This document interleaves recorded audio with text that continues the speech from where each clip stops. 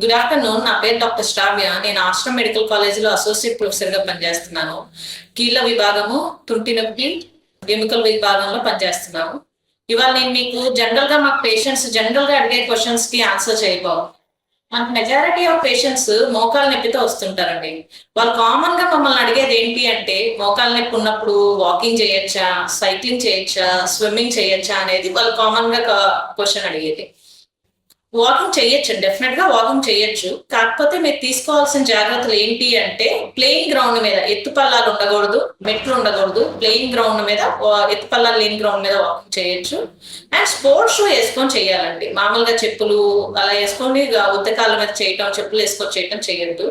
Sports shoe వేసుకొని ఎత్తుపల్లాలు లేని places లో ఎగుడు దిగుడు లేకుండా ప్లేయింగ్ సర్ఫేస్ మీద డెఫినెట్ గా వాకింగ్ చేయొచ్చు.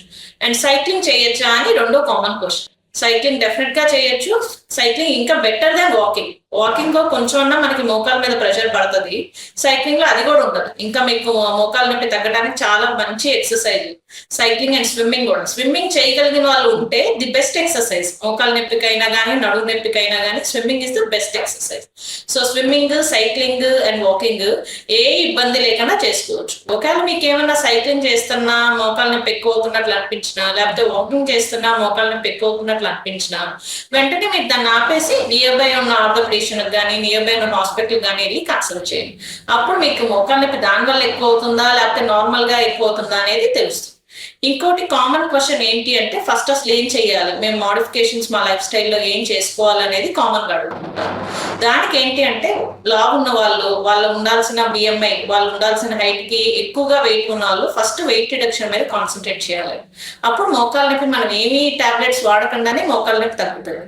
ఇంకోటి ఏంటి అంటే, మెట్లెక్కి దిగటం. నార్మల్ గా నడుస్తుంటే మోకాల నొప్పి చాలా మందికి రాదు, కానీ మెట్లెక్కి దిగుతుంటే చాలా మంది మోకాల నొప్పి కంప్లైంట్ చేస్తారు. మెట్లెక్కి దిగటం అనేది తగ్గించేసుకోవాలి. మోకాల నొప్పి వన్స్ స్టార్ట్ అయిపోయినప్పుడు మెట్లెక్కి దిగటం అనేది కంప్లీట్ గా అవాయిడ్ చేయడం చాలా బెటర్. అవాయిడ్ చేయలేనప్పుడు మినిమైజ్ చేసుకోవాలి. అంటే 10 సార్లు ఎక్కే మెట్లు ఒకసారి ఎక్కడం, 2 సార్లు ఎక్కడమే చేయాలి. ఇంకోటి ఏంటంటే, ఇండియన్ టాయిలెట్స్. మోకాళ్ళ అరుగుదల స్టార్ట్ అయినప్పుడు మనం ఇండియన్ టాయిలెట్స్ కానీ, కింద కూర్చోవడం, స్క్వాట్ చేయడం, అంటే మటం వేసుకొని కూర్చోవడం, ఇలాంటివి చాలా వరకు తగ్గించేసుకోవాలి. మాక్సిమం ఏంటంటే, ఒక స్టూల్ మీద కూర్చోవడం కానీ, ఒక కుర్చీ హైట్ లో కానీ కూర్చోవాలి.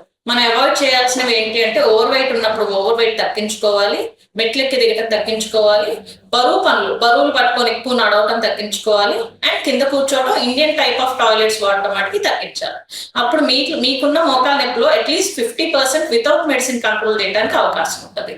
ఒకవేళ అప్పటికి కూడా కంట్రోల్ అవ్వకపోతే అప్పుడు మనం ఆయింట్మెంట్స్ కానీ, టాబ్లెట్స్ కానీ కన్వర్ట్ అవ్వాల్సి ఉంటుంది. ఇవి ఫ్యూ కామన్ క్వశ్చన్స్ అండి మనకి కామన్ గా పేషెంట్స్ అడిగేది.